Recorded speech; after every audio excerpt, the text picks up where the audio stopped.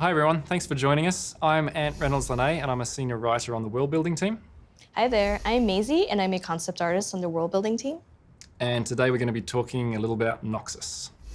Noxus is a massive, massive, expansionist, aggressive empire. It's constantly moving its borders out. It's actually one of the biggest empires in Runeterry, as well as one of the oldest. It's also one of the most culturally inclusive places. They're constantly bringing more people into the empire, which to them adds strength to the empire. Traditionally, Noxus has always been portrayed as the bad guys or the evil faction. So today we'd like to take a closer look at them and to dive into some of the nuances and details that make up the empire.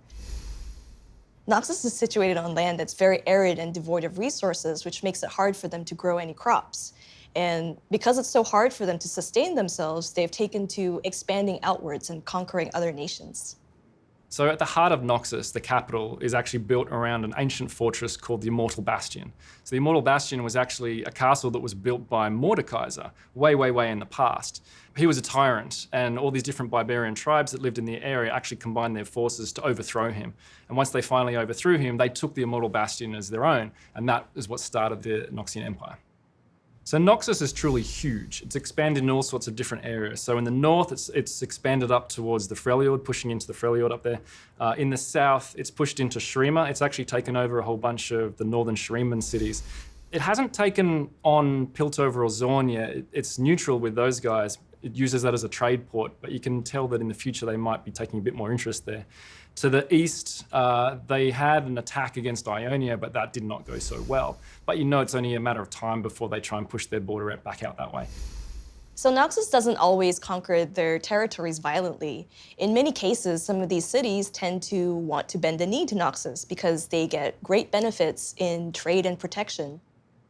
As an example of assimilation, here's one of a northern Shuriman harbor where Noxians have, instead of taking over the city, set up this port of call and enclave where they've started to live amongst the locals and take on some of their customs.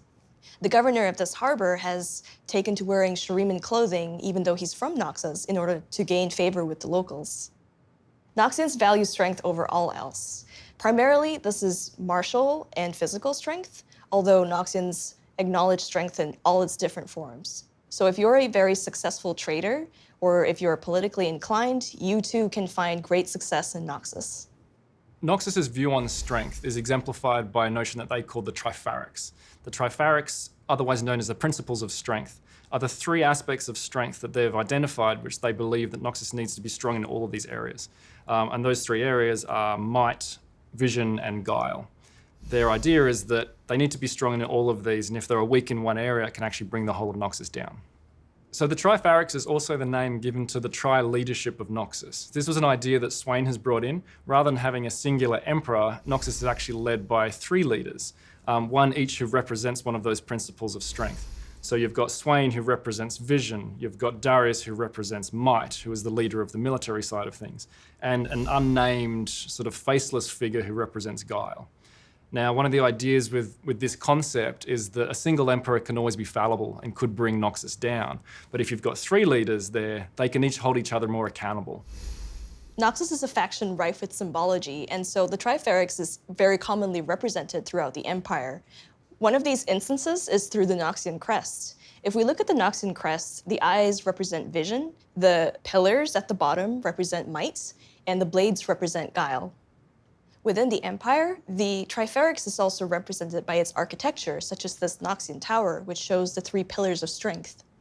In much of Noxus, people tend to build homes and structures that are imposing and commanding to reflect their belief in the principle of might.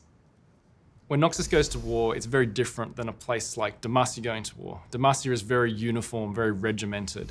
Noxus is very different from that. It's not chaos, but they see strength in all the variety and diversity of the different ways its warbands fight.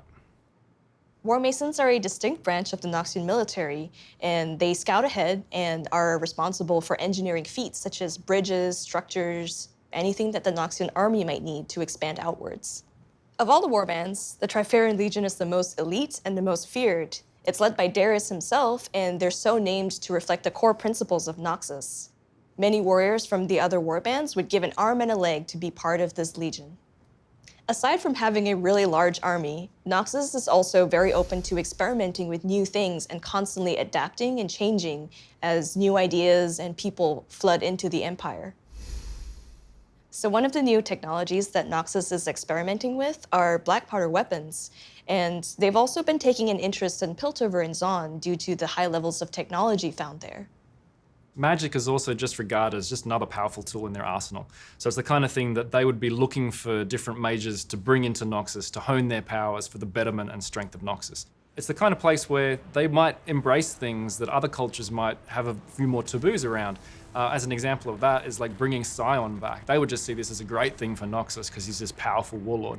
Other people might be like, I don't know if you should be doing that. Noxus also makes use of a lot of creatures throughout the Empire, whether it's in their war efforts or in their civilian life. So, for example, they might have living battering rams or beasts of burden that pull their war machines. And in daily life, they might have a drakehound, especially if they're rich and noble, as a display of wealth and power.